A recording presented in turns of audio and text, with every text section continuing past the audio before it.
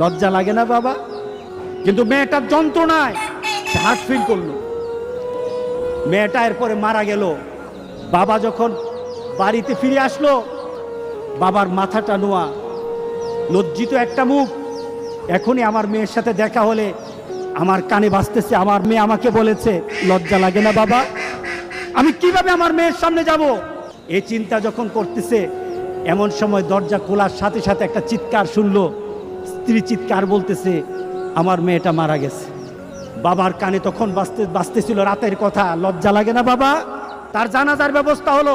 মেয়েটাকে যখন কবরের মধ্যে দাফন করে দেয়, কবরের মধ্যে রাখা অবস্থায় বাবা চিৎকার করার কথা ছিল, বাবা চিৎকার করে নাই, বাবা হেসে দিয়েছে।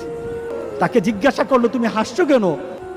আমার মেয়েটা চলে গেছে, আমার কলিজার টুকরাটা চলে গেছে, কিন্তু আমার জীবনের মধ্যে একটা আঘাত দিয়ে পরিবর্তন করে গেছে।